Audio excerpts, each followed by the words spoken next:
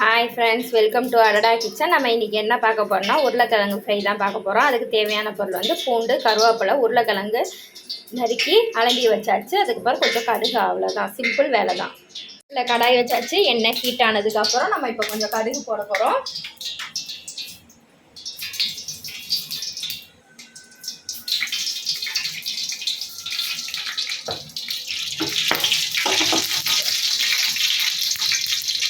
கடுகு நல்லா பொரிஞ்சதுக்கப்புறம் பூண்டு சேர்த்துக்க போகிறோம்.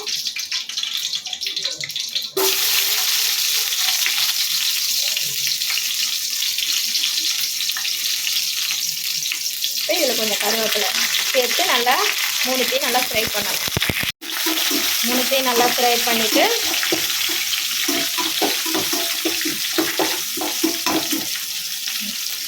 உருளைக்கிழங்கு போடணும்.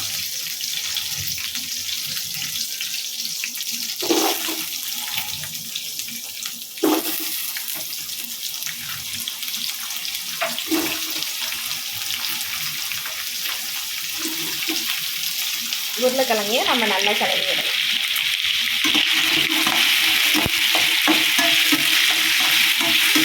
இப்போ வந்து உருளைக்கிழங்கு தேவையான சால்ட்டு சேர்த்துக்கலாம்.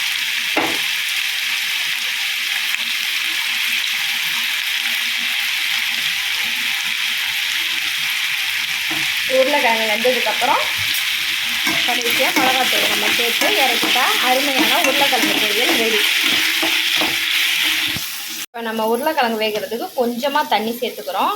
தண்ணி சேர்த்துக்காமையும் உருளைக்கிழங்கு நல்லா ஃப்ரை பண்ணலாம். கொஞ்சம் லேட் ஆகும், பட் தண்ணி சேர்த்தோன்னா கொஞ்சம் டக்குன்னு உருளைக்கிழங்கு வெந்துடும். லைட்டாக தான் சேர்க்குறோம். தண்ணி சேர்த்ததுக்கப்புறம் நல்லா கிளறி விடணும்.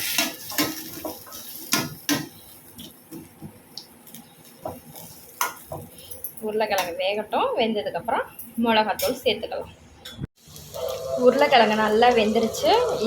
இந்த ஸ்டேஜில் வந்து நம்ம மசாலாத்தூள், அதாவது குழம்புக்கு யூஸ் பண்ணோம்ல, அந்த மசாலாத்தூள் போட்டுக்கலாம். உங்களுக்கு எந்த பொடி போடணுன்னு ஆசையாக இருக்கோ அதை போட்டு நீங்கள் ஃப்ரை பண்ணிக்கலாம்.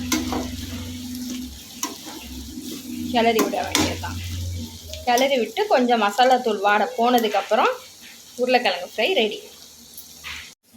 நல்லா நம்ம மசாலாத்தூள் ஃபுல்லாக எல்லா இடத்துலையும் படுற மாதிரி கிளறி விட்டாச்சு. கொஞ்சம் நேரம் அந்த மிளகாத்தூள் வாட போகிற வரைக்கும் விட்டுட்டு அதுக்கப்புறம் இறக்கிட்டோம்னா அருமையான உருளைக்கிழங்கு ஃப்ரை ரெடி.